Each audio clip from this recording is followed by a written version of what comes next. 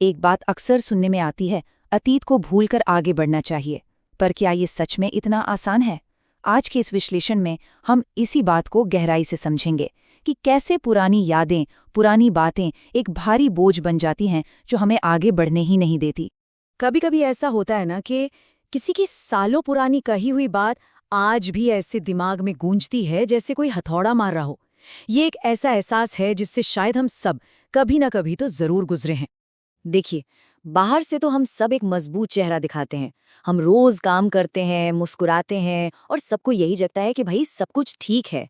लेकिन अंदर की असलियत वो बिल्कुल अलग होती है। अंदर ही अंदर कोई पुरानी बात, कोई याद एक भारी पत्थर की तरह हमें दबा रही होती है।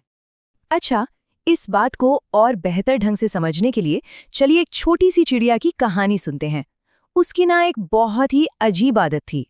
तो ये जो चिड़िया थी, ये तिनके या दाने जमा नहीं करती थी। नहीं, ये यादें जमा करती थी, और वो भी पत्थरों के रूप में।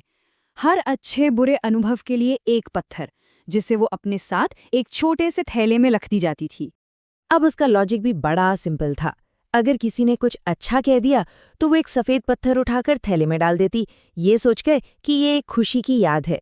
और अगर किसी ने डांट दिया तो वो एक काला पत्थर रख लेती, ये मानकर कि ये एक जरूरी सबक है।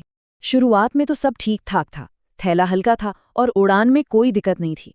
लेकिन जैसे जैसे दिन बीते, पत्थर बढ़ते गए और थैला भारी होता गया। 1 साल होते होते हालत ये हो गई कि जो चिड़िया कभी आसमान में ऊंची उड़ान भरती थी, अब जमीन से कुछ फीट ऊपर भी नहीं उड़ पा रही थी। फिर एक दिन उसकी मुलाकात एक बूढ़े और समझदार उल्लू से हुई। उल्लू ने उस चिड़िया के संघर्ष को देखा और उसे एक बहुत बहुत जरूरी सलाह दी। उल्लू ने बड़ी सीधी सी बात कही, यादें रास्ता दिखाने के लिए होती हैं, रास्ता रोकने के लिए नहीं। ये इस पूरी कहानी का आप कह सकते हैं सार था। पर अफसोस, उस चिड़िया ने इस पर बिल्कुल ध्यान नहीं दिया। चिड़िया को लगा कि अरे, ये उल्लू तो बस लेक्चर दे रहा है। उसे अपने वो पत्थर अपनी कमाई लगते थे, अपनी जिंदगी का हिस्सा। उसने उन्हें छोड़ने से साफ साफ मना कर दिया। और फिर वो रात आई जिसने सब कुछ बदल कर रख दिया। ये कहानी का वो मोड़ है जहां उस चिड़िया की जिद का अंजाम सामने आता है। हुआ ये कि जंगल में बहुत भयानक बाढ़ आ गई। सारे पंछी उड़कर ऊंचे ऊंचे पेड़ों पर चले गए। उस छोटी चिड़िया ने भी उड़ने की पूरी कोशिश की, लेकिन पत्थरों का बोझ वो उसे बार बार नीचे पानी की तरफ खींच रहा था। उसके पास आखिरी मौका था कि वो थैले की रस्सी काट दे और खुद को आज़ाद कर ले। पर उसने अपनी उस कमाई को नहीं छोड़ा और अपनी ही यादों के बोझ तले डूब गई।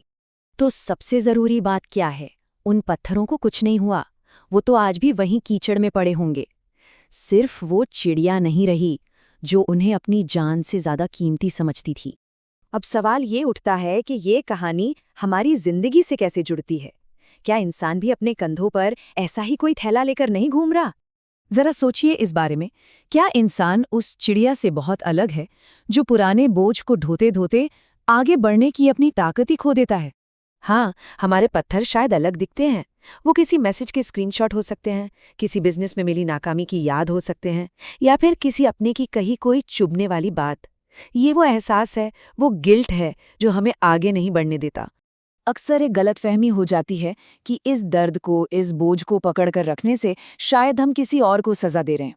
पर सच तो ये है कि वो बोझ सिर्फ और सिर्फ हमें ही नीचे खींचता है, हमारी अपनी उड़ान को, हमारी ही तरक्की को रोकता है। तो फिर इसका रास्ता क्या है?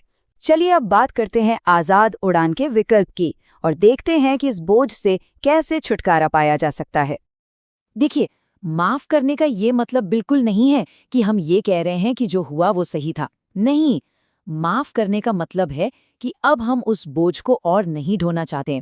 ये अपने आप को आज़ाद करने का एक तरीका है। तो आखिर में बस यही एक सवाल है जो सोचने पर मजबूर करता है कि अगर कोई इंसान उस छोटी सी चिड़िया की तरह अपने थैले की रस्सी काटने का फैसला कर ले, तो फिर उसकी उड़ान की कोई सीमा होगी क्या? सोचिए, कोई कितना कितना ऊंचा उड़ सकता है।